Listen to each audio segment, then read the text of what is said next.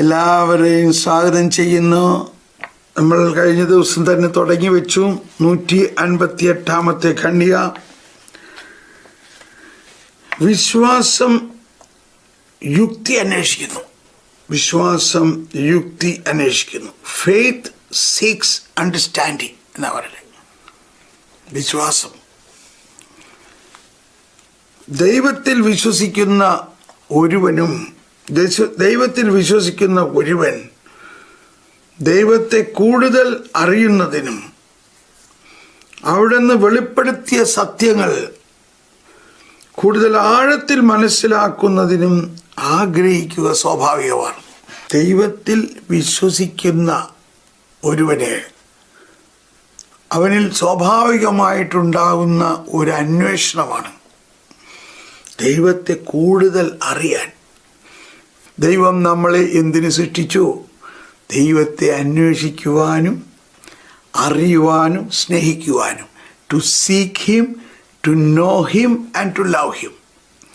അപ്പോൾ ദൈവത്തെ അന്വേഷിക്കുക എന്നത് ഈ വിശ്വാസത്തിൻ്റെ അകത്ത് അടങ്ങിയിരിക്കുന്ന ഒരു ഇൻഹറൻറ്റ് ക്വാളിറ്റിയാണ്.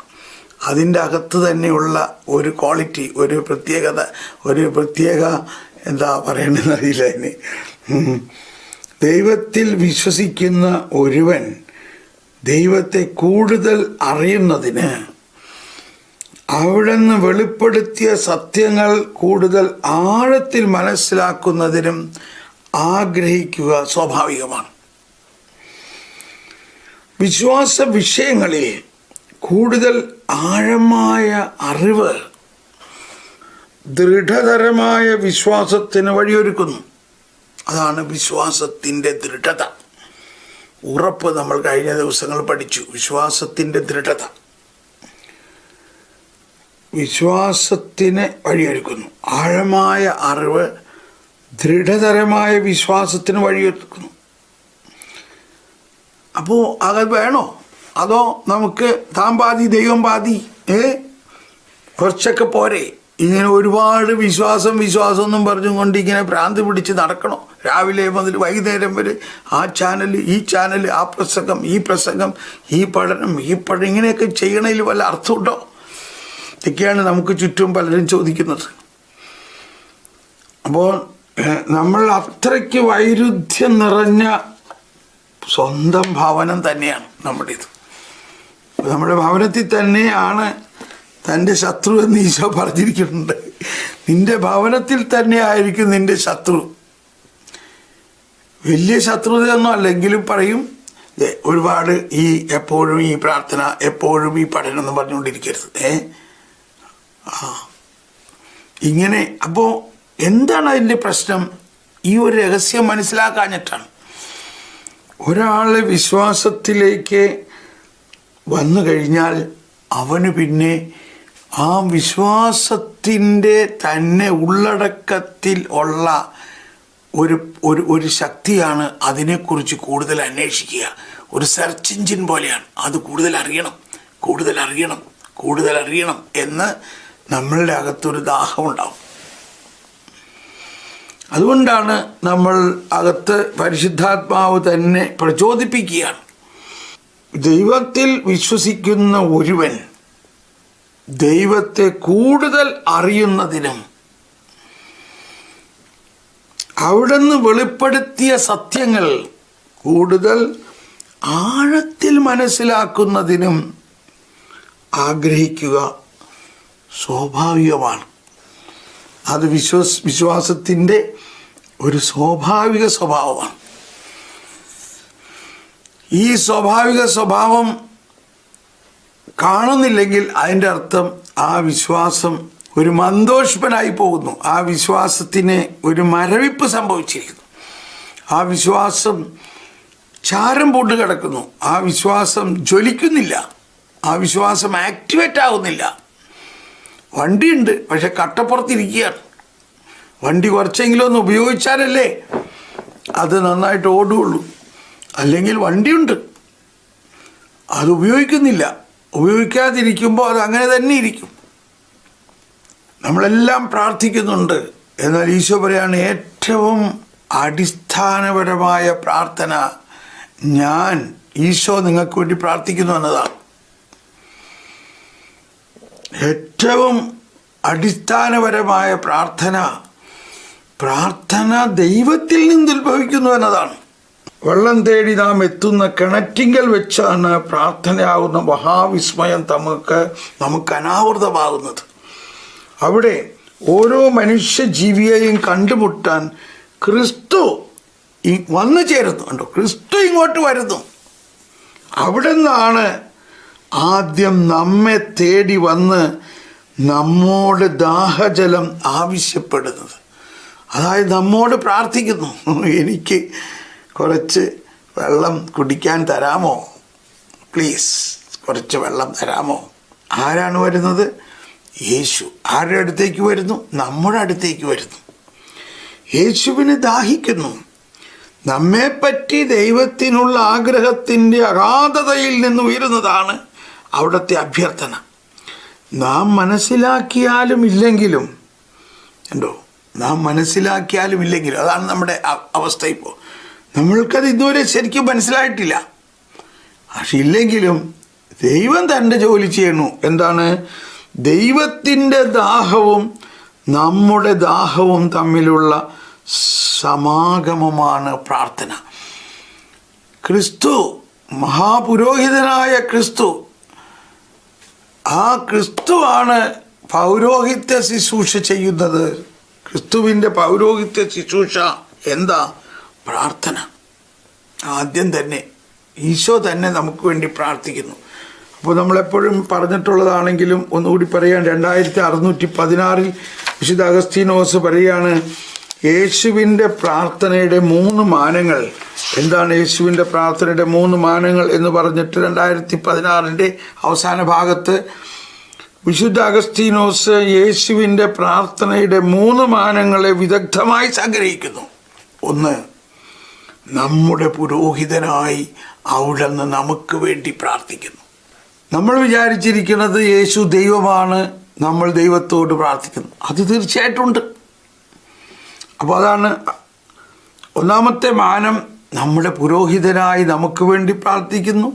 രണ്ടാമത്തെ മാനം, നമ്മുടെ ശരീരത്തിൻ്റെ തലവനായി യേശു ആകുന്ന യേശുവിൻ്റെ ശരീരത്തിൻ്റെ ഭാഗമാണ് നമ്മൾ എങ്കിൽ നമ്മുടെ ശരീരത്തിൻ്റെ ശിരസ്സായി യേശു നമ്മിൽ പ്രാർത്ഥിക്കുന്നു. 3, ദൈവമായിട്ട് ഈശോ നമ്മുടെ പ്രാർത്ഥന കേൾക്കുന്നു. അപ്പോൾ ഇത് പറയാൻ കാരണം, ഇത് നമ്മുടെ സാധാരണ യുക്തിക്ക് ഉൾക്കൊള്ളാൻ ഇപ്പോൾ പറ്റുന്നുണ്ടാവും.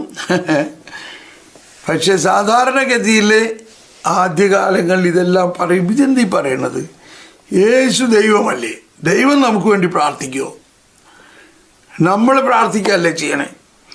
അപ്പോൾ നമുക്കുണ്ടാകേണ്ട ഒരു വലിയ കാഴ്ചപ്പാടിലുള്ള ഒരു വ്യത്യാസം, അതാണ് വിശ്വാസം യുക്തി അന്വേഷിക്കുന്നു എന്ന് പറയുന്നത്.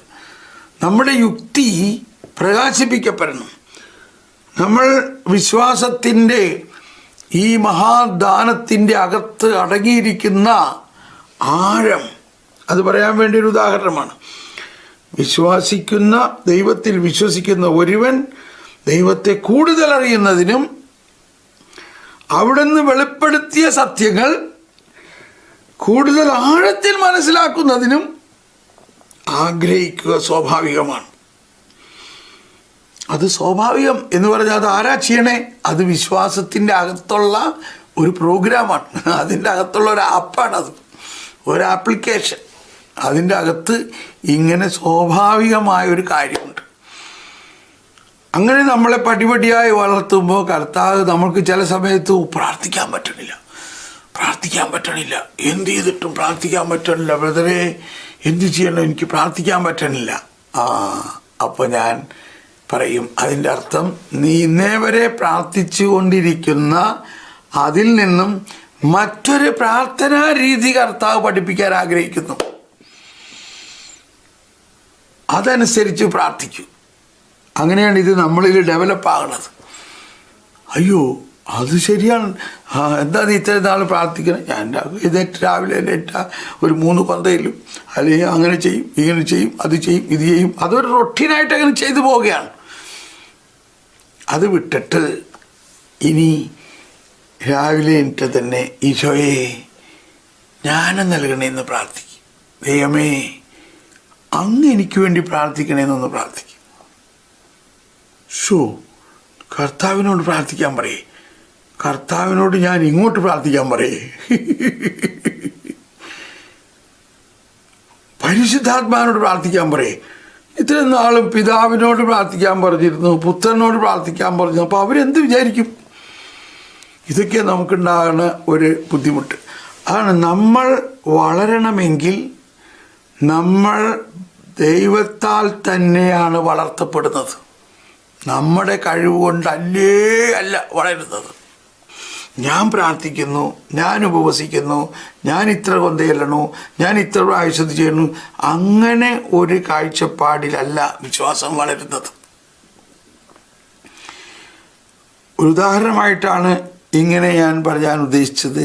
ഈശോ തന്നെ നമുക്ക് വേണ്ടി പ്രാർത്ഥിക്കുന്നു. ആ കിണറ്റിൻകരയിൽ നട്ടുച്ചയ്ക്ക് വെള്ളം കോരാൻ വന്ന അവൾ ക്രിസ്ത്യാനിയാണോ? അല്ല. യഹൂദയാണോ? അല്ല. ഒരു സമരിയാക്കാരി. കണ്ടോ, ഈശോ അവളെ തേടി നട്ടുച്ചയ്ക്ക് പൊരി വെയിലത്ത് വേർത്ത് വരുന്നു. അതാണ് ഈശോ. എങ്കിൽ ആ ഈശോ നമ്മളെ തേടി ഓരോ നിമിഷവും നമുക്ക് എന്താ വേണ്ടതെന്ന്, അതാണ് സർവജ്ഞനായ ഭരണകർത്താവും അങ്ങയുടെ ഭവനത്തിൽ വസിക്കുന്നവരുടെ വിസ്മയനീയനായ പരിപാലകനും സകല നന്മകളുടെയും സകല സൗഭാഗ്യങ്ങളുടെയും ഉറവിടവുമായ ദൈവമേ, അങ്ങയുടെ സ്വഭാവത്തിനൊത്ത വിധം ഞങ്ങളെ കടാക്ഷിക്കണേ. ഹലോ, അങ്ങയുടെ സ്വഭാവം എന്താ? അങ്ങയുടെ സ്വഭാവം നമ്മളെ തേടി വരിക, നമ്മളുടെ കുറവ് എന്താണെന്ന് നോക്കുക, നമ്മൾ ചോദിക്കുന്നതിന് മുമ്പ് അത് തരിക. അവൾ ചോദിച്ചിട്ടാണോ? അവൾ അന്വേഷിച്ചിട്ടാണോ? ഇല്ല, ദൈവം തന്നെ അവളെ അന്വേഷിച്ചു വരുന്നു. കടാക്ഷിക്കുക എന്ന് പറഞ്ഞാൽ എന്താ? എപ്പോഴും നമ്മളെ നോക്കിക്കൊണ്ടിരിക്കുന്നു. ഏതുപോലെ നമ്മൾ കുട്ടികളെ നോക്കുന്നില്ല. ആ കൊച്ചവിടെ പോയി നോക്കിയേ, അവളെ കാണാനില്ലല്ലോ, അവൾ എന്താ ചെയ്യണേ? ആ ബാത്റൂമിൽ വല്ല ടബിലെങ്ങാനും പോയോ? ആ വെള്ളത്തിൻ്റെ ടബിലെങ്ങാനും പോയോ? നോക്കുമോനെ. കണ്ടോ, നമ്മൾ അവളെക്കുറിച്ച് ശ്രദ്ധയാണ്. കുഞ്ഞു കൊച്ചവിടെ പോയി നോക്കേ. അതാണ് നമ്മുടെ മനസ്സ്. നമ്മുടെ കുഞ്ഞുങ്ങളുടെ എന്ത് വേണം, അവർക്ക് എന്ത് ചെയ്യണം, അവർ എന്ന പോലെ തന്നെയാണ് ദൈവത്തിന് നമ്മളോടുള്ള ഒരു അന്വേഷണം. ദൈവം നമ്മളെ അന്വേഷിക്കുകയും ദൈവം നമ്മുടെ പുറകെ നടക്കുകയും അല്ലെങ്കിൽ ദൈവം നമ്മളെ കൈപിടിച്ച് നടത്തുകയും ദൈവം നമുക്ക് ജ്ഞാനം തരികയും ദൈവം നമുക്ക് അറിവ് തരികയും. പക്ഷെ ഇവിടെ എന്താണ് ഇനി നമുക്ക് ചെയ്യേണ്ടത്? നമ്മളത് അറിയണം. ദൈവം എൻ്റെ കൂടെയുണ്ടെന്ന് അറിയണം. ദൈവം എനിക്ക് വേണ്ടതെല്ലാം ഒരുക്കി വെച്ചിട്ടുണ്ടെന്ന് അറിയണം. അതുകൊണ്ട് ആ ദൈവം ഒരുക്കി വെച്ചിരിക്കുന്നതിനെ നമ്മൾ മുൻതൂക്കം കൊടുക്കണം. നമ്മൾ തന്നെ ഒരുക്കിയിട്ട് കർത്താവേ എനിക്കിത് വേണം, എനിക്കിത് വേണം, എനിക്കിത് വേണം, എനിക്കിത് വേണം എന്ന് പറഞ്ഞ് പ്രാർത്ഥിക്കുന്നതിനേക്കാളും ദൈവമേ അങ്ങ് ഒരുക്കി വച്ചിരിക്കുന്നത് എനിക്ക് തന്നാലും അത് സ്വീകരിക്കാനുള്ള മനസ്സ് തരണേ. അപ്പോൾ ഇങ്ങനത്തെ ഒരു സംഘട്ടനത്തിലാണ് നമ്മൾ പ്രാർത്ഥിക്കുന്നതെല്ലാം നമ്മൾ ഒരുക്കിയിട്ട് നമ്മൾ ചിന്തിക്കുന്നു. അവനൊരു വീടുണ്ട്, അവനൊരു കാറുണ്ട്, അവൻ ഇന്നത് പഠിച്ചു, അവനത് ചെയ്തു, അതുമാതിരി ഞാനും ആകണം. അതുകൊണ്ട് കർത്താവേ എനിക്കത് വേണം, എനിക്കത് വേണം, എനിക്കത് വേണം. എന്നാൽ മറിച്ച് ദൈവമേ നീ എന്നെ സൃഷ്ടിച്ചത് തന്നെ എന്നെക്കുറിച്ചൊരു പ്ലാൻ ചെയ്തിട്ടാണ്. അതെന്താണത്? അതെനിക്ക് കാണിച്ചു തരണേ. അപ്പോൾ ഇതാണ് വിശ്വാസത്തിൻ്റെ ആഴത്തിലേക്ക് ഇറങ്ങണം എന്ന് പറയുമ്പോൾ ഒരു പ്രതീകാത്മകമായിട്ട് ഞാൻ പറഞ്ഞതാണ് പ്രാർത്ഥന എന്ന മഹാവിസ്മയം എന്നാ പറയണത്. നമ്മളിപ്പോഴും ചെറുപ്പം പോലെ പ്രാർത്ഥിച്ച ഒരേ രീതിയിൽ നമ്മൾ പ്രാർത്ഥിച്ചുകൊണ്ട് പോകുന്നു. നാമത്രേസ്യയുടെ അഭ്യന്തര ഹർഭ്യത്തിലെല്ലാം പറയുന്നത് ഒരു 10 തരത്തിലുള്ള പ്രാർത്ഥനകളെങ്കിലും ഉണ്ട്. പ്രാരംഭക്കാരൻ്റെ പ്രാർത്ഥന, പിന്നെ കുറച്ച് വളർന്നവൻ്റെ പ്രാർത്ഥന, പിന്നെ കുറച്ച് വളർന്നവൻ്റെ പ്രാർത്ഥന, പിന്നെ ശരിക്കും വളർന്നവൻ്റെ പ്രാർത്ഥന, പിന്നെ അങ്ങേയറ്റത്തെ വളർന്നവൻ്റെ പ്രാർത്ഥന. ഇത് അങ്ങേയറ്റത്ത് അല്ലെങ്കിൽ വളരെ വളർച്ചയിലുള്ള ഒരാളുടെ പ്രാർത്ഥനയും പ്രാരംഭത്തിൻ്റെ പ്രാർത്ഥനയും തമ്മിൽ വളരെ വ്യത്യാസമുണ്ട്. അപ്പോൾ ഇത് വിശ്വസിക്കുന്ന ഒരുവൻ ദൈവത്തെ കൂടുതൽ അറിയുന്നതിന് അതിൽ തന്നെയുള്ളൊരു പ്രോഗ്രാമാണത്. അപ്പോൾ അതിനൊരു ഉദാഹരണമായിട്ടാണ് ഞാൻ പറഞ്ഞത്.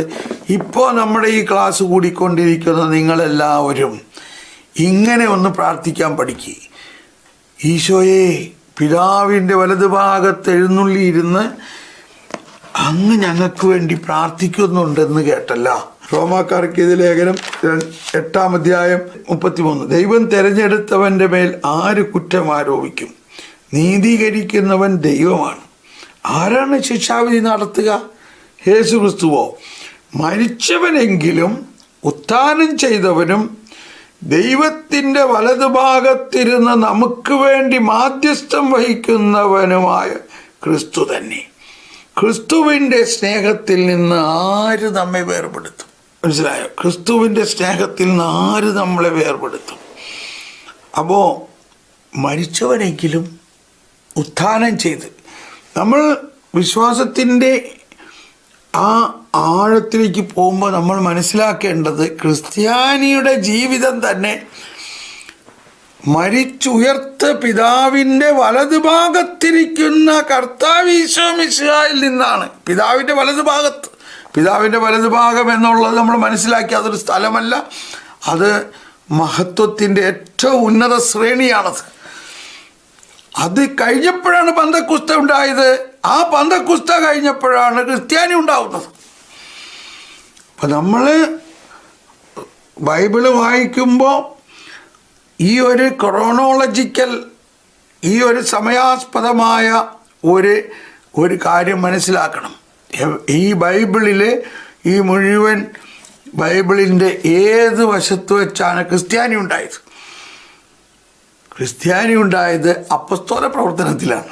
അതിനു മുമ്പെല്ലാം അതിനുവേണ്ടിയുള്ള ഒരു തയ്യാറെടുപ്പായിരുന്നു. നമ്മൾ ഈ കാറ്റഗിസ്റ്റിൽ പഠിച്ചു, ദൈവം അബ്രാഹത്തിനെ വിളിച്ചു പറഞ്ഞു, നിന്നെ ഞാനൊരു ജനതയാക്കും. ആ ജനത ആക്കും എന്ന് അന്ന് പറഞ്ഞത് വരാനിരിക്കുന്ന ആ സഭയെക്കുറിച്ചാണ്. അന്നു മുതൽ അതിന് തയ്യാറെടുപ്പുകളുണ്ട്. പക്ഷേ യഥാർത്ഥമായിട്ട് ക്രിസ്തീയ വിശ്വാസത്തിൽ ക്രിസ്തു ശിഷ്യൻ ആകുന്നത് പഴയ നിയമത്തിലോ പുതിയ നിയമത്തിൽ ഈശോയുടെ പരസ്യ ജീവിതത്തിലോ അല്ല.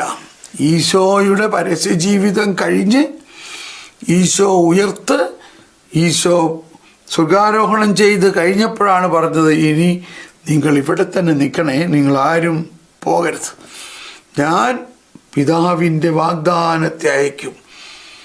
അപ്പോഴാണ് നിങ്ങളെല്ലാം പുതിയ സൃഷ്ടിയായി മാറും. ഈ ബൈബിളിൽ ഇന്നേ വരെ കാണാത്ത ഒരു പുതിയ സൃഷ്ടിയായി കാണും. അതാണ് ക്രിസ്ത്യാനി.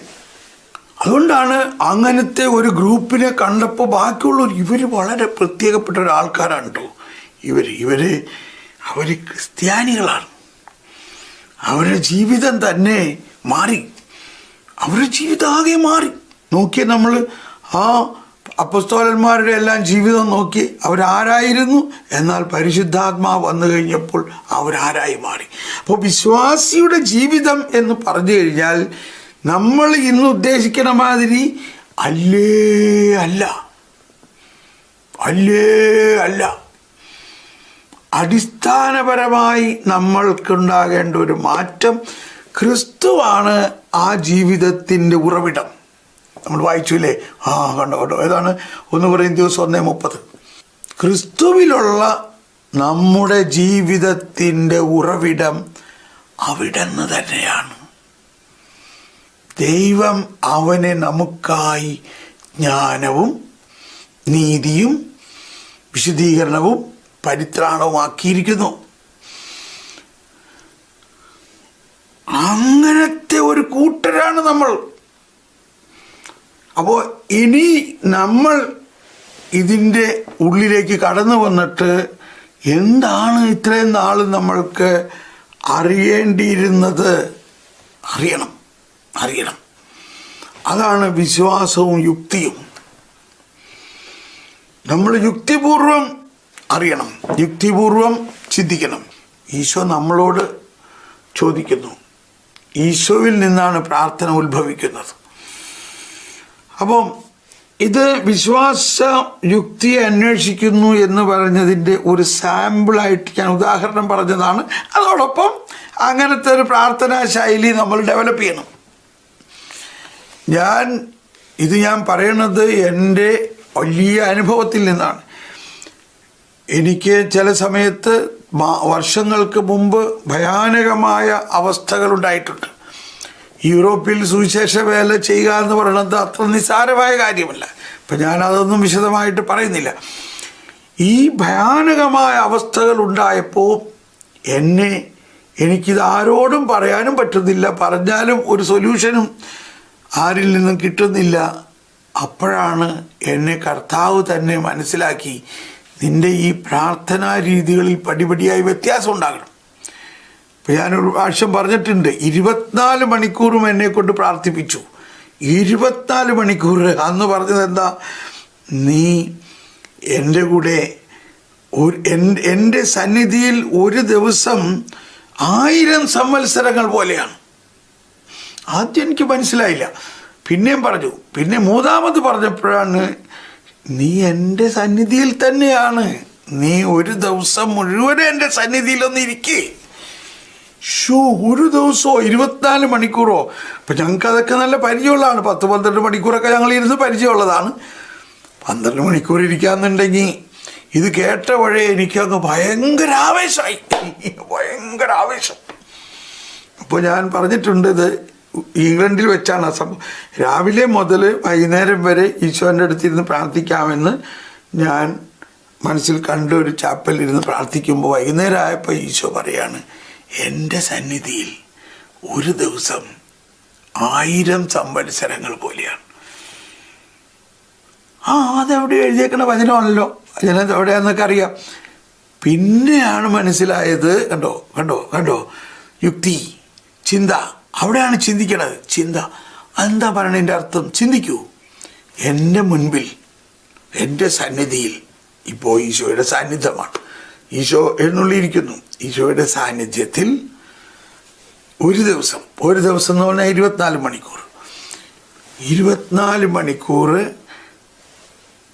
ആ സാന്നിധ്യത്തിൽ ഈശോയോടൊപ്പം ഇരിക്കുകയാണെങ്കിൽ അത് 1000 സംവത്സരം പോലെയാണ്. എൻ്റെ അകത്തുണ്ടായ ഒരു എക്സ്പ്ലോഷൻ, ഒരു ഭയങ്കര എക്സ്പ്ലോഷൻ പോലെയാണ്. ഒരു കണ്ടെത്തി, എന്തോ വലിയത് കണ്ടെത്തിയ പോലെ എക്സൈറ്റഡ്ലി ഞാൻ എൻ്റെ ഗ്രൂപ്പുകളിലൊക്കെ വിളിച്ചു പറഞ്ഞ് കണ്ടുപിടിച്ചിരിക്കണു വലിയൊരു കാര്യം. ഈശോയോടൊപ്പം 24 മണിക്കൂർ ഇരിക്കുക. അപ്പോൾ ഇത് ബാക്കിയുള്ള ഒരാഴ്ച വട്ടാണെന്നല്ലേ പറയുള്ളൂ. ഇപ്പം യൂറോപ്പിൻ്റെ ഒക്കെ അവസ്ഥയിൽ 1 മണിക്കൂർ പോലും ഈശോയുടെ മുമ്പിൽ ഇരിക്കാനിവിടെ ആളില്ല എന്ന് പറഞ്ഞാൽ അവർക്ക് വേറെ ഒരുപാട് ജോലികളാണ്. നമ്മളൊരാളെ ഒന്ന് നിത്യാരാധന ചാപ്പൽ 1 മണിക്കൂർ ഇരിക്കാൻ വരാൻ പറ്റുമോ എന്ന് ചോദിച്ചു കഴിഞ്ഞാൽ നോക്കട്ടെ, എൻ്റെ ടൈം ടേബിൾ നോക്കട്ടെ, എനിക്ക് സമയം ഉണ്ടാന്ന് നോക്കട്ടെ, എനിക്ക് ജോലിയില്ലാത്ത സമയം, വീട്ടു ജോലിയില്ലാത്ത സമയം, പിള്ളേർ സ്കൂളിൽ പോകണം, ഇതൊക്കെ നോക്കിയിട്ട് ബാക്കി ഉണ്ടെങ്കിൽ വരാം. ഇതാണ് അങ്ങനെയുള്ള അവസ്ഥയിലാണ് ഈശോ പറയുന്നത്, നീ എൻ്റെ കൂടെ ഒരു ദിവസം 24 മണിക്കൂർ എൻ്റെ കൂടെ ഒന്നിരിക്കാമോ? എനിക്ക് നിന്നെ വേണം, എനിക്ക് നീ വേണം. ഞാൻ അപ്പം തന്നെ തീരുമാനിച്ചു, അപ്പം തന്നെ ഒട്ടും സംശയിച്ചില്ല, കർത്താവേ തയ്യാറാണ്. കണ്ടോ ആഴം? ഇപ്പോൾ കറക്റ്റ് വന്നില്ലേ? ഒന്ന് ഇപ്പോൾ വായിച്ചു നോക്കി. ദൈവത്തിൽ വിശ്വസിക്കുന്ന ഒരുവൻ ദൈവത്തെ കൂടുതൽ അറിയുന്നതിനും അവിടുന്ന് വെളിപ്പെടുത്തിയ സത്യങ്ങൾ കൂടുതൽ ആഴത്തിൽ മനസ്സിലാക്കുന്നതിനും ആഗ്രഹിക്കുക സ്വാഭാവികമാണ്. വിശ്വാസ വിഷയങ്ങളിൽ കൂടുതൽ ആഴമായ അറിവ്. കഷ്ടപ്പെടണം.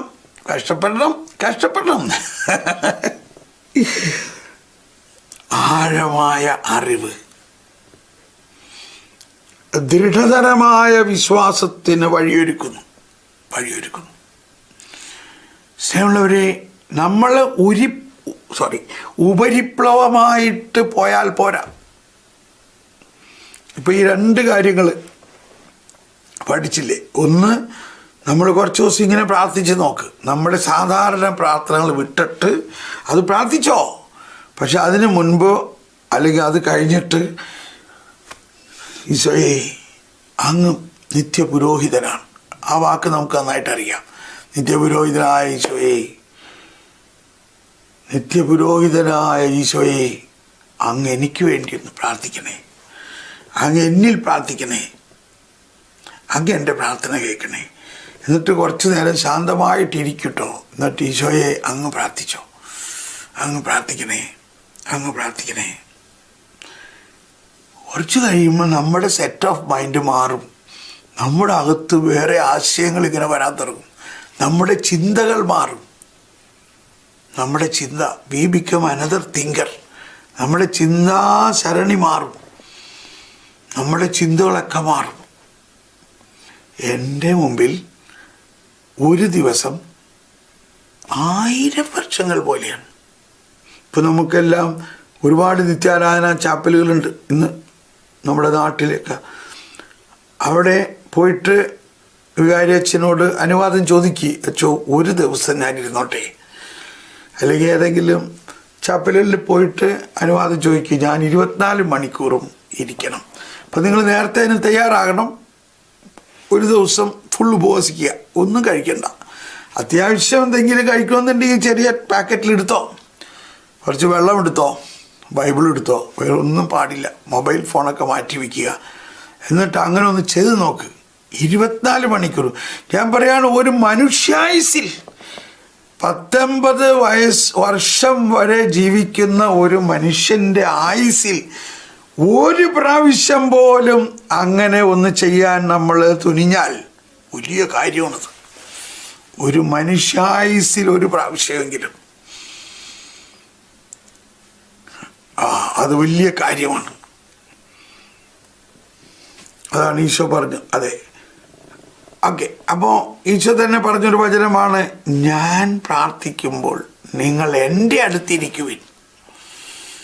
ഉണ്ടോ? ഈശോ പറയാണ്, നിങ്ങൾ പ്രാർത്ഥിക്കണ്ട, നിങ്ങൾ എൻ്റെ അടുത്തിരുന്നാൽ മതി.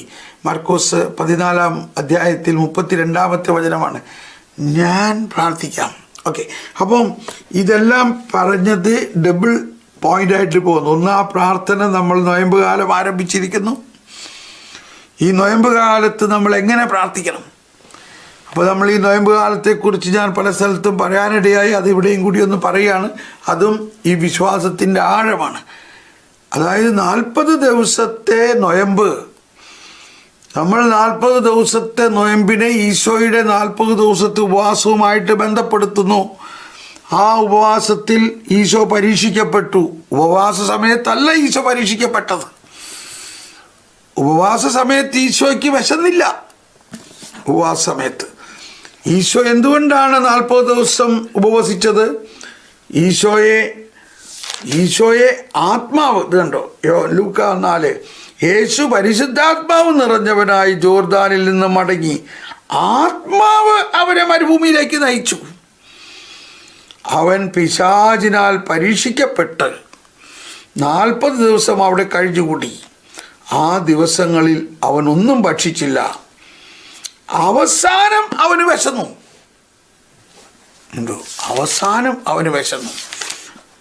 മത്തായിയുടെ സുവിശേഷത്തിൽ, അനന്തരം പിശാചിനാൽ പരീക്ഷിക്കപ്പെടുന്നതിന് യേശുവിനെ ആത്മാവ് മരുഭൂമിയിലേക്ക് നയിച്ചു. യേശു 40 ദിനരാത്രങ്ങൾ ഉപവസിച്ചു. ഉണ്ടോ, ഉപവസിച്ചു. അപ്പോൾ അവന് വിശന്നു. അത് കഴിഞ്ഞിട്ട് പ്രലോഭകൻ അവനെ സമീപിച്ചു, പറഞ്ഞു അല്ലോ, വിശന്നപ്പോഴാണ് പ്രലോഭകൻ വന്നത്. അപ്പോൾ ഇവിടെ സഭാപിതാക്കന്മാർ പറയുന്നൊരു കാര്യമുണ്ട്. ഈ 40 ദിവസത്തെ ഈശോയുടെ ഭക്ഷണം കഴിക്കാതെ വിശക്കാതെ ഇരുന്ന അവസ്ഥ ഈശോയുടെ മനുഷ്യത്വത്തിൽ ദൈവത്തിൻ്റെ മഹത്വം അനുഭവപ്പെട്ടതാണ്. അതായത് 40 ദിവസം ഈശോ ഉത്ഥാനത്തിന് ശേഷം മഹത്വീകരിക്കപ്പെട്ട അവസ്ഥ. എന്താണ് മഹത്വീകരിക്കപ്പെട്ട അവസ്ഥ? അക്ഷയം, ലഘുത്വം, ദീപ്തം. ആ അവസ്ഥയിൽ 40 ദിവസം ഈശോ ശിഷ്യന്മാരോടുകൂടെ അപ്പസ്തോലന്മാരോടുകൂടെ ജീവിച്ചപ്പോൾ ഈശോയ്ക്ക് ആ മഹത്വീകരിക്കപ്പെട്ട അവസ്ഥയിൽ വിശപ്പുണ്ടാവില്ല. ഈശോ എന്നാലും ഭക്ഷണം ചോദിച്ചു, നിങ്ങളൊരു കഷ്ണം എന്തെങ്കിലും ഭക്ഷിക്കാൻ കൊണ്ടുവരൂ എന്ന് പറഞ്ഞത് വിശന്നിട്ടല്ല, അത് തിന്ന് കാണിച്ചു കൊടുക്കാനാണ്. ഞാനൊരു ഭൂതമല്ല, ഞാൻ ഒരു വ്യക്തിയാണ്, മനുഷ്യൻ തന്നെയാണ്, എന്നാൽ മഹത്വീകരിക്കപ്പെട്ട അവസ്ഥയാണ്.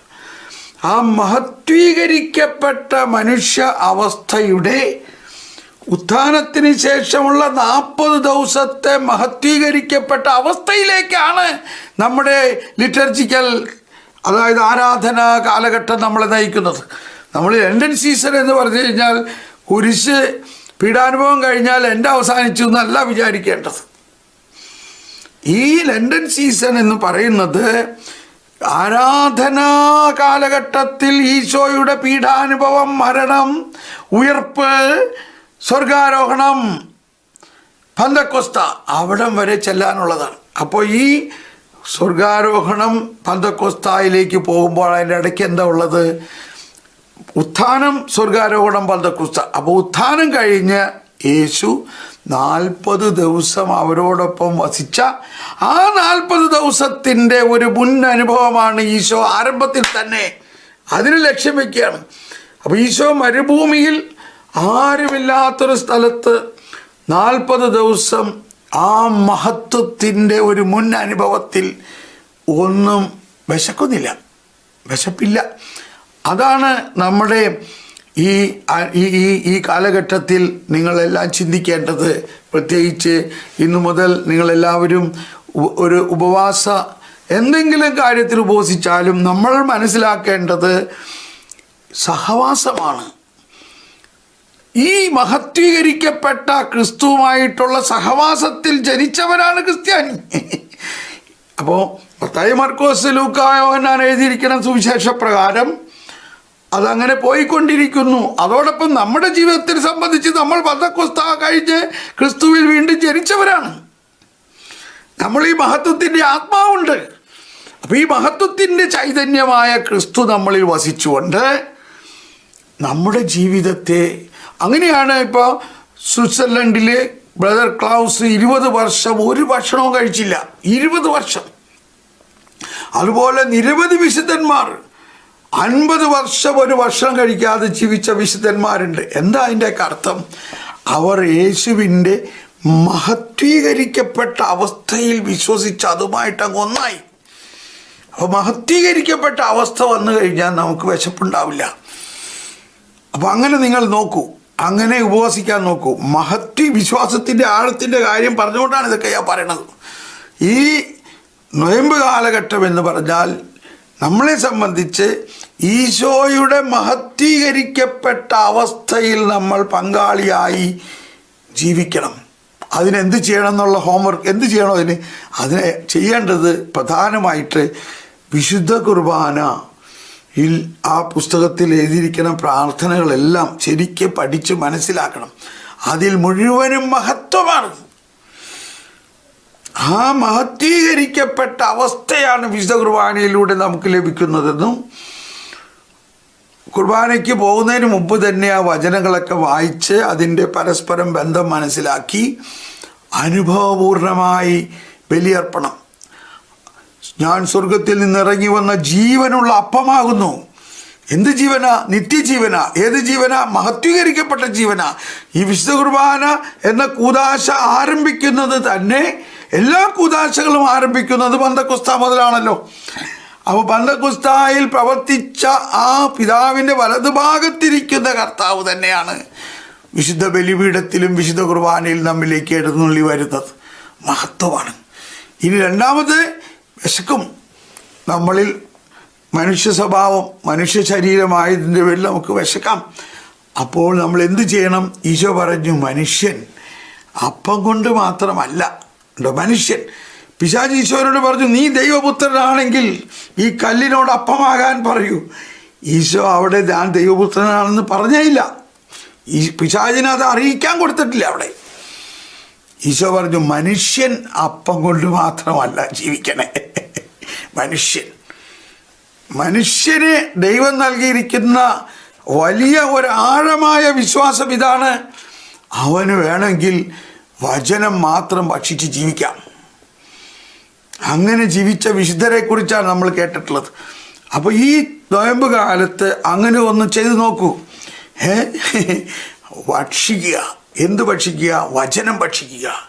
ഈശോ തന്നെയാകുന്ന വചനം, ഈശോയുടെ ശരീരമാകുന്ന ഈശോയെയും ഭക്ഷിക്കുമ്പോൾ ഈ ഉയർപ്പിൻ്റെ മഹത്വം നമ്മളിൽ നിറയുമ്പോൾ നമുക്ക് വിശപ്പില്ല. പിന്നെ എങ്ങനെ ഭക്ഷിക്കും?